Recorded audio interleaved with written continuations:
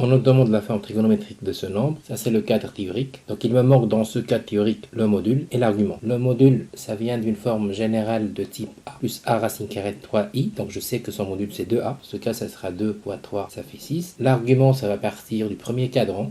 Réel positif, imaginaire positif. 1 demi racine carrée de 3 sur 2. Donc, ça me donne, en fait, ce nombre-là, pi sur 3. Donc, la forme 6 cosinus de pi sur 3 plus i 6 sinus de pi sur 3. Voilà la forme trigonométrique.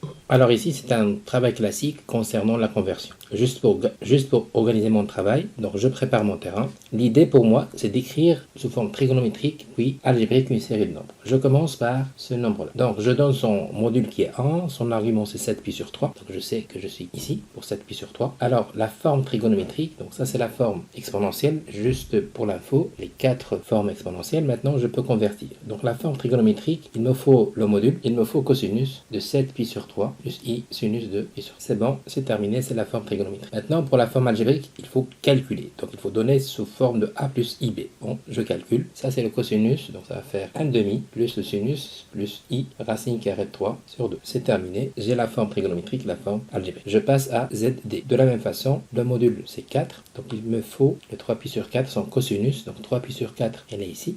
Cosinus négatif et sinus positif. Donc je sais que c'est 4 cos de 3 pi sur 4 plus 4 i sinus de 3 pi sur 4. Ça, c'est la forme trigonométrique.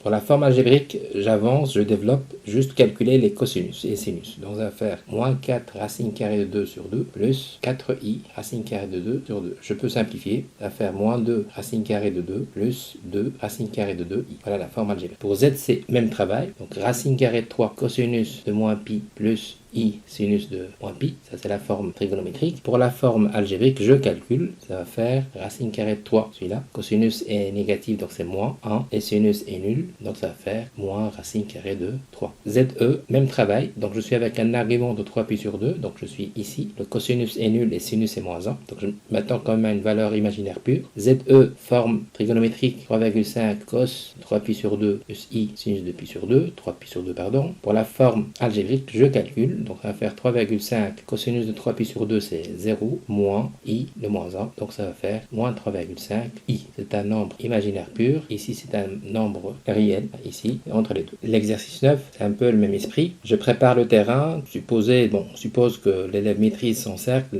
les valeurs particulières, et là on vous demande le module, l'argument, puis l'écriture sous forme trigonométrique. Alors pour a, son module, c'est juste racine carrée de 1.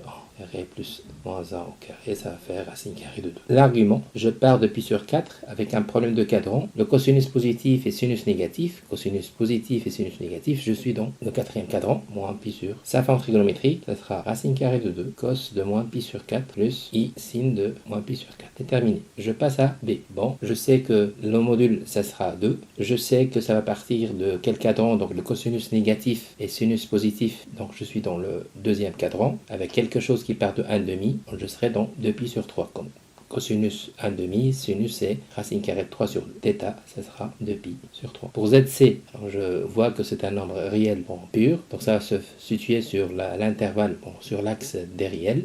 C'est une valeur négative, donc il sera contrôlé par pi. Son module, ça sera 3, et son argument, ça sera pi. Moins 2i, c'est un imaginaire pur, il va se trouver quelque part ici.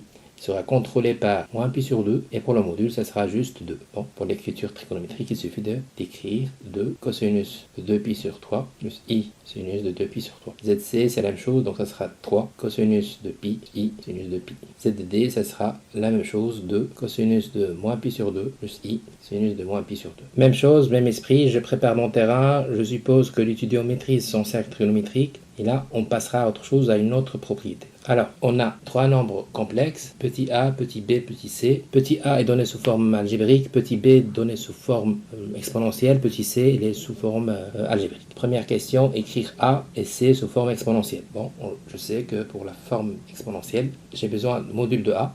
Le module de a, ça sera 4 racine carrée de 2. θa, ça va partir d'un cadran où le cosinus est positif et sinus est négatif. Cosinus est positif, donc ça va partir quatrième cadran. Ça va partir d'un cadre de type a plus ai, donc je sais que c'est pi sur 4, donc ça va partir de moins pi sur 4. θa, c'est moins pi sur. Pour c, c'est la même chose. J'ai besoin d'un module. Je sais que le module c'est 2. C'est un nombre réel négatif, donc il va partir de pi. Donc le 4 pour C, ça sera juste 2 EI pi. On demande la forme algébrique. Moins pi sur 6, elle est là. Donc son cosinus, c'est racine carrée de 3 sur 2. Son sinus, c'est moins 1 demi. Donc ça. Question B. On cherche maintenant le produit de deux nombres complexes. Alors attention, pour ça, le module sera le produit des modules. Par contre, l'argument sera la somme des arguments. Le module de D, ça sera le module de A fois le module de C. Θ D, c'est-à-dire un argument de D, ça sera l'argument de A plus l'argument de C, c'est-à-dire pi. Puisqu'on nous demande la forme exponentielle, donc ça sera de même pour F. Donc la forme exponentielle de f, ça sera, on passe au quotient. Quotient, pour la partie module, c'est juste module sur module. Et pour l'argument, ça sera la différence des arguments. Donc ça sera θa moins θb.